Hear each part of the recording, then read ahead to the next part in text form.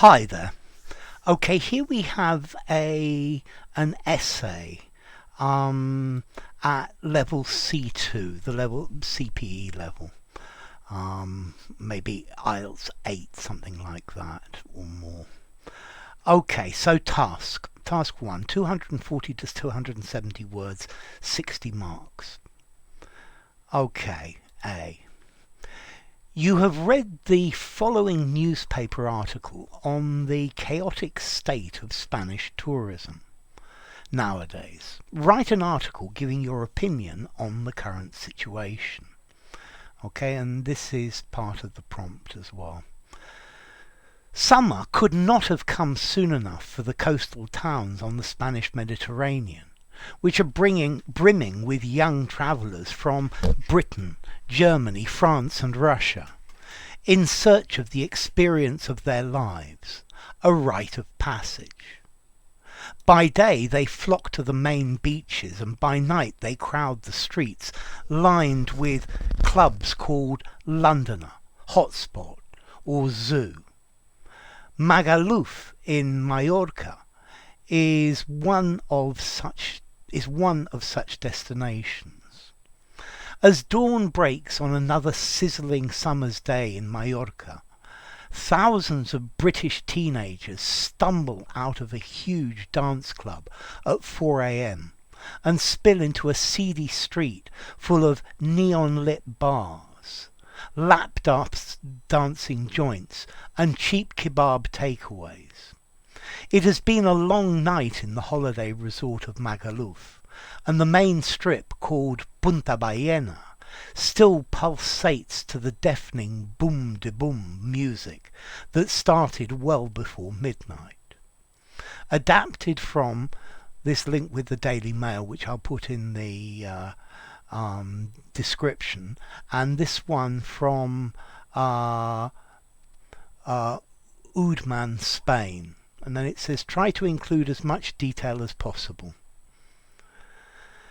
Spanish tourism nowadays, and this is the essay.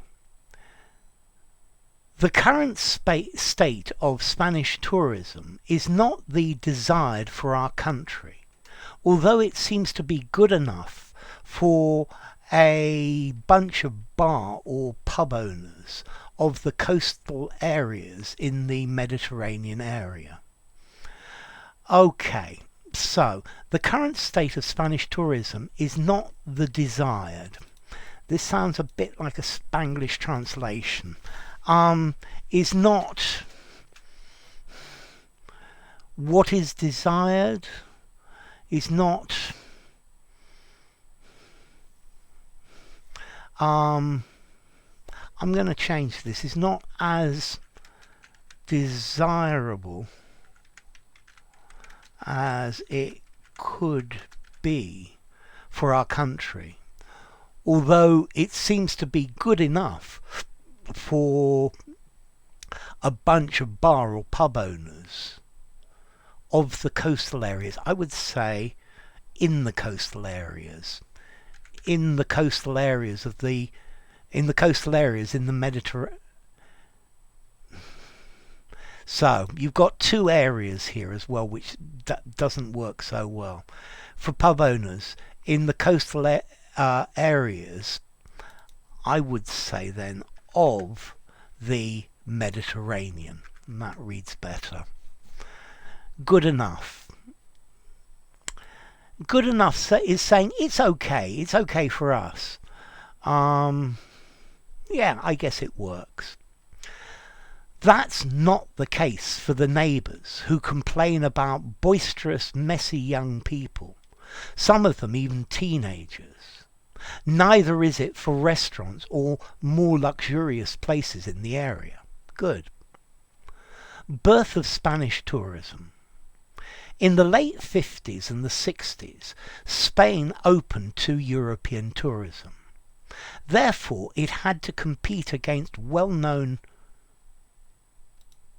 tourist destinations in southern Europe like France or Italy.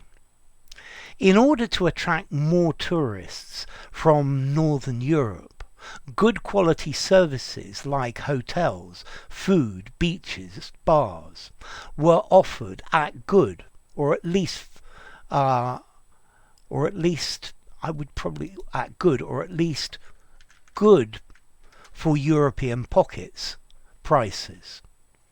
As a result, middle-class tourism turned to Spain, whereas glamorous tourism went to the south of France, Monaco, or Italy. The boom of tourism in Western countries. As a result of this policy, some years later, from the 80s onwards, when tourism started being popularly generalized, Spain was well known for good affordable holidays. I like the way you've structured this. You've got a nice long sentence and it's well structured. I like your use of the commas and things like that as well. Consequently, the number of visitors coming to Spain has not stopped rising since then. Or maybe it has. Spain has won the competition for quality, but lost the competition for quality. That means that holiday makers who come to Spain spend less money than in those luxurious destinations.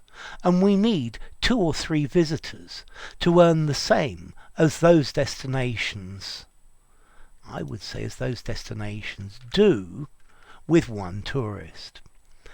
That means that, I would just lose this that means holiday makers who come to Spain spend less money. The quality of tourists. When in the 21st century, other destinations in the north of Africa, such as Tunisia, Egypt, Morocco, etc., opened their doors to foreigners, in the same way we had done previously, we saw how people from northern European countries took to these new destinations, seeking what Spain had offered to them up so far, up to the moment. So, firstly, lose this to what Spain had offered them. You could use a to, seeking what had Spain had offered them up to then. But we cannot afford the prices those countries have. Afford isn't the right word, because here you're saying Spain can't compete with the prices those countries have. Afford here, it's saying this is suggesting that Spanish people can't go to those places. You need to use something. We cannot compete with the prices those countries, I'm probably going to change this to offer. Thus Spain has realized something. Thus Spain has realized something different has to be offered to visitors to keep them here. To keep them here. I think to keep them coming here. Spanish cultural offer. That's the point we are at now. We want to be known not only for our sun, beach and food, which are top quality, but also for our culture and monuments, which are top quality too. In fact, Spain is the second country in the world in number of World Heritage Sites by, we don't have a "the", by UNESCO.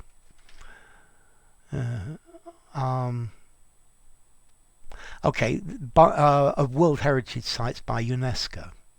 This is not an easy task. So that is not an easy task. That is not an easy task after several decades exploiting the sun and beach image of the country.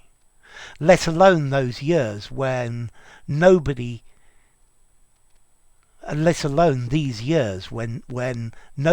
can or dares to travel because of the pandemic. I like this can or dares. Conclusion.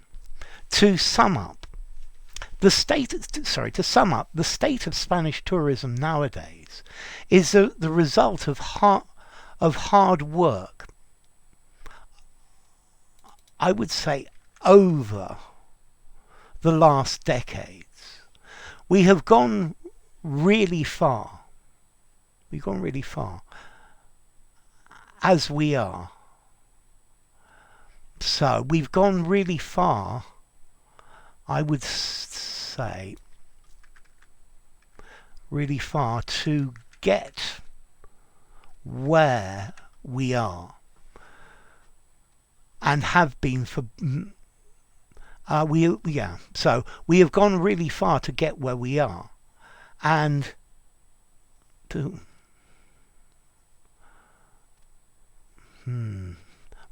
we've gone really far to get where we are, and have been for many years now.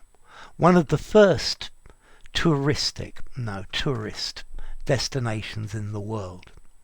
But if we want to continue being so, tourists needs a twist for quality and to make the best of our culture and inland regions. And that's what we're trying to do. Okay, it's a very good essay. It reads very nicely. Notice mostly I've been able to read without stopping. It flows very nicely. It holds together very well. It's very cohesive. I like your sentence structure as well. There are one or two mistakes, but they're not very serious. You've used inversions, you've used all sorts of nice things. The tone is very appropriate. I would be very happy to be able to write this essay in Spanish. I think probably so. It's set out of 60 marks. I think I'd give it something like, I don't know, maybe 52. Yeah, something like 52. It's almost a 9 out of 10. Yeah, this at level C2 is a really good essay. So, a couple of comments from me now personally. I first went to Majorca in 1965, and there was nobody there at all. And I went, and I was taken as a kid quite a few times between then and the mid-70s. And over that 10-year period, the construction erupted everywhere. And 10 years later, 15 years later, it was not what it used to be. I also agree that Spanish cultural sites are some of the best in the world, but mostly they're completely unknown, and this is a real shame. So that was just my 2 pennyworth at the end of it. A great essay. Thank you very much. So bye for now.